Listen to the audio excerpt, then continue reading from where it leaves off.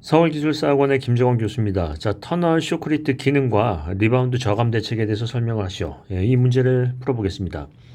중요한 부분은 우리가 이제 어떤 그 문제를 풀려고 할 때는 그 대상을 먼저 특정해야 되죠. 그 정의가 무엇이냐를 생각을 하셔야 돼요. 그 왜 그러냐면 정의도 모르는데 거기에 대한 대안이나 어떤 범위나 이런 것들이 나올 수가 없는 거죠. 그래서 그런 거로 1페이지는 뭐가 나올 수 있다? 쇼프리트 리바운드에 대한 정의나 산정 방법이 가장 중요하죠. 그래서 1페이지에 나오는 것들을 한번 생각해 보겠습니다. 1페이지에서는 제일 중요한 것은 쇼크리트의 기능, 쇼크리트에 대해서 리바운드를 물어봤으니까 쇼크리트 리바운드의 정의, 리바운드가 무엇이냐 정의하고요. 리바운드에 대한 산정 방법, 어떻게 산정할 것이냐 하는 거고요. 그 다음에 중요한 게 리바운드에 대한 품질 기준이에요. 이런 게 시방서 또는 시공 기준이 어떻게 됐는지 이런 내용을 쓸 수가 있겠죠. 물론 쇼크리트의 종류, 건식과 습식 차이점 뭐 이런 얘기를 꺼낼 수도 있겠지만 지금 물어본 거는 리바운드예요. 리바운드가 중요한 거니까 리바운드의 정의, 리바운드의 산정 방법, 리바운드율 얘기하는 거죠. 그다음에 품질 기준 이런 것들을 쓸 수가 있다. 자, 그다음에 이 페이지를 가보겠습니다. 기능은 이제 기능을 물어봤으니까 기능을 쓰는데 기능은 이제 크게 분류식으로 세분화, 즉 질문 요지는 세분화한다라는 거예요. 자, 그래서 어떤 부분이 있다? 우리가 얘기하면 역학적 기능과 그다음에 일반적 기능으로 나눌 수 있다. 뭐 이런 식으로 나눌 수 있겠죠. 그래서 시험 문제에서는 질문 요지에 대한 부분은 좀 나눠서 세분화하는 게 좋아요. 자, 구분하고요. 그다음에 이제 항목으로 세부 항목으로 들어가면 항목과 그다음에 세부 기능, 세부 내용, 세부 내용을 쓴다고 한다면 자, 역학적 기능에서는 어떤 부분을 얘기할 수 있죠? 기본적으로 이제 응력을 배분하고 역학이니까 전단을 저항한다. 응력을 배분한다. 배합 기능. 배분을 하고요. 그 다음에 전단 저항한다. 전단 저항 기능. 이런 부분도 있고요. 또 응력이 있으면 변형도 있어야 되겠죠. 이완 억제. 이완을 저감시킨다. 억제를 한다. 뭐 이런 기타 등등에 대해서 세부 내용을 설명하고요. 일반적인 일반적인 건 뭐가 있죠? 얘가 이제 안반에 도포를 하다 보니까 침식을 방지한다. 방지 또는 이제 풍화를 방지한다. 또는 방지한다. 이런 부분도 있고요. 그 다음에 어떤 용수에 대한 부분에서 지수 처리하는 부분도 있다. 뭐 여러 가지 이제 얘기를 꺼낼 수 있어요. 그래서 이 내용을 쓰는데 중요한 것은 이 질문 요지는 세분화하고요. 그 다음에 항목과 세부 내용을 쓰셔서 표로 정리하시는 게 좋겠죠. 세부 내용. 그래서 이제 구체적으로 쓴다는 거예요. 이제 세부 내용 세분화한다라는 것은 역학적 특성, 일반적 특성 이렇게 나눠서 이제 쓸 수가 있겠죠. 이런 부분에서 이제 우리가 얘기하는 지산곡선 같은 것들도 그릴 수가 있겠고요. 자, 그다음에 여기 이제 문제점 유형이니까 저감 대책 이전에 문제점과 원인 같은 거 쓸 수 있고요. 문제점과 플러스 원인을 쓸 수가 있고요. 그 다음에 대책을 쓰는데 이것도 역시나 질문 요지다 보니까 세분화한다라는 거예요. 즉 우리가 얘기하는 작업 전 준비공 있죠. 작업 준비공. 작업 준비공 같은 경우는 어떤 부분이 있나요? 예를 들자면, 예를 들자면은 이제 뜬 돌이나 나무 같은 것들을 제거를 하고요. 벌개 제거를 하고, 예를 들면 미리 이제 타설을 할 때 이게 이제 리바운드가 적게 하기 위해서 타설면에다가 어떤 살수 처리를 하는 것도 좋고요. 만약에 동결이나 빙설이 있다 또는 풍화토 같은 것들이 있다면은 제거를 하고 해야 되는 이 작업 준비가 있죠. 그 다음에 용수 처리도 있어요. 용수 처리에 대한 부분에서 가장 중요한 부분인데 용수 처리가 우리가 이제 폭넓게 진행되는 경우도 있고요. 국부적으로도 나오는 경우도 있는데 이 용수 처리를 하고요. 그 다음에 이제 타설에 대해서 타설 대책이 있겠죠. 그래서 저감 대책은 여러 가지가 있겠지만 먼저 이 기본 대책, 즉 작업 전 준비공, 그 다음에 용수 처리의 얘기를 쓰신 다음에 그 다음에 타설에 대한 대책인 재료, 배합, 시공 얘기를 꺼낼 수 있겠죠. 재료, 배합, 시공. 그래서 이제 문제는 요 3번의 타설 대책이 중요하긴 하지만 기본 대책을 빼시면 안 돼요. 그죠? 아니, 물 흐르는데 그냥 치면 리바운드가 날 수밖에 없겠죠. 즉 우리가 요철 정리를 하고 그 다음에 타설면에 대해서 용수 처리를 한 다음에 뿌리는 거지 그냥 하는 거는 말이 안 되는 얘기예요. 그러니까 요 두 개를 빼먹으시면 안 되고요. 자, 그 다음에 이제 3페이지 한번 보겠습니다. 3페이지에서는 결론을 내셔야 돼요. 결론을 낸다. 논리적 결론. 그냥 우리가 이렇게 하죠. 논리적인 결론을 낸다. 무슨 얘기냐면 이 얘기를 원론적인 얘기를 해볼까요? 자, 김정원 씨, 리바운드 저감 대책 중에서 실무상, 즉 현장에서 가장 중요한 대책은 뭘까요? 현장에서 가장 중요한 대책은 뭘까요? 가장 중요한 대책은 이 대책에 대한 부분에 우리 이제 결론이 나야 그런 다음에 뭐 사례를 쓸 거 아니에요. 자, 이제 예를 들어 보겠습니다. 갑작스럽게 사례를 쓰는 게 아니라 결론을 낸 다음에 사례를 쓴다는 얘기예요. 예를 들자면 이제 한번 보겠습니다. 어떤 교수님은 이런 얘기를 해요. 자, 뭐 급결제를 쓴다.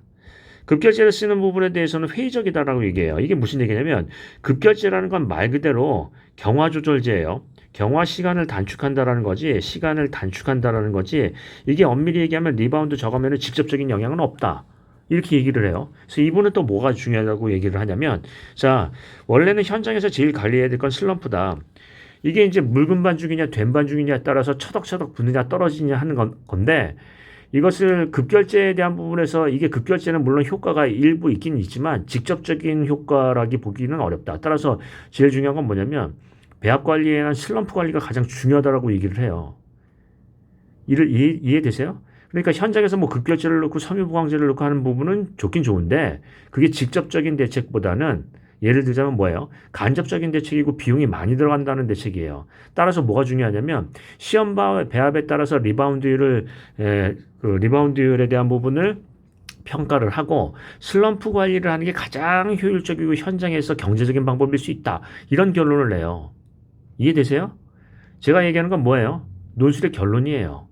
급결제하고 사례를 쓰시면 어떻게 해요? 예를 들자면 급결제 이런 그 전문가라면 이런 얘기를 해야죠. 물론 급결제나 아니면 여타의 섬유보강제나 이런 것들도 효과가 있는데 실은 급결제는 말 그대로 리바운드 저감이 아니라 경화시간 단축을 하는 거고 섬유보강제는 리바운드 저감을 하는 목적이 아니라 주 목적이 뭐예요? 보강이에요. 보강. 슈크리트의 보강 대책이지 이게 직접적인 대책은 아니다라는 거예요. 그러면 가장 직접적으로 영향을 미치는 인자는 슬럼프라고 볼 수 있는데 이 배합 조절을 현장에서 해서 슬럼프 관리라는 게 가장 효율적일 수 있다라는 결론을 낼 수 있나요? 이 정도는 나와야 기술사예요.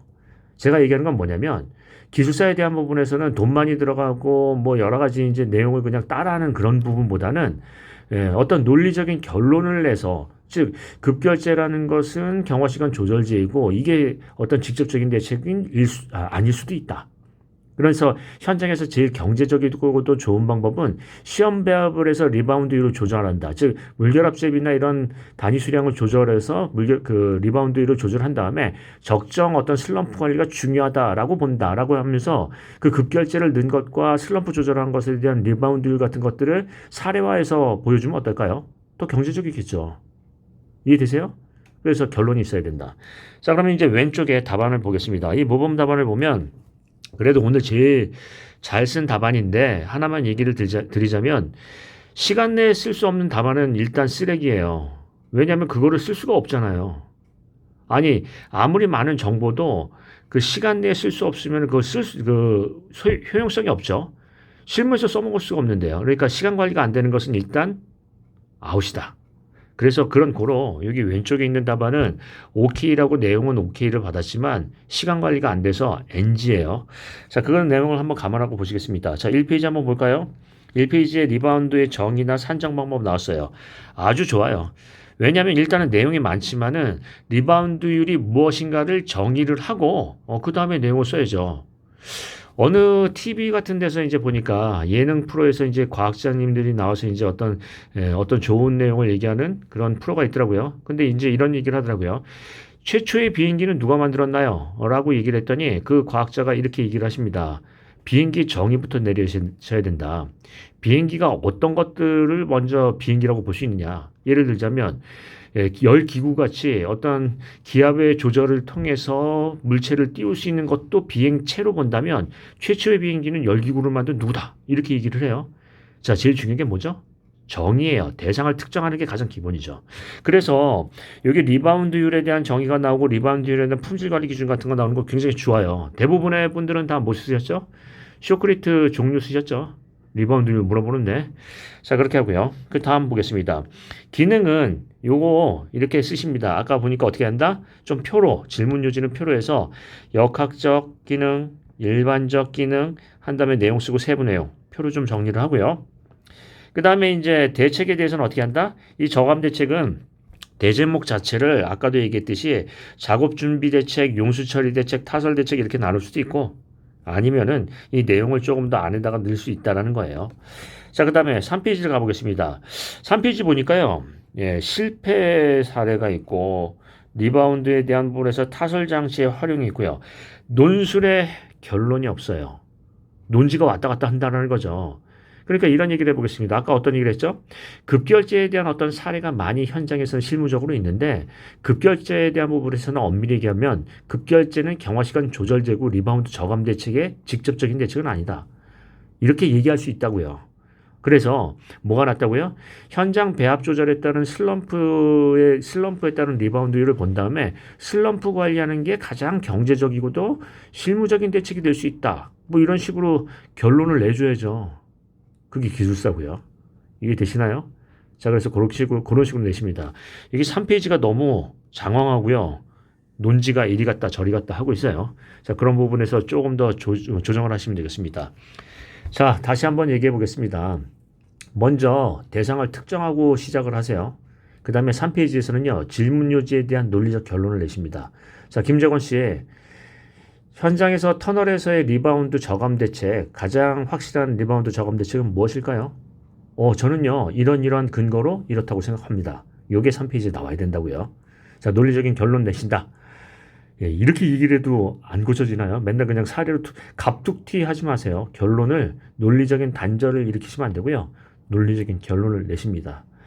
자, 요 정도로 잔소리 하겠습니다. 자, 오늘도 수고 많으셨습니다.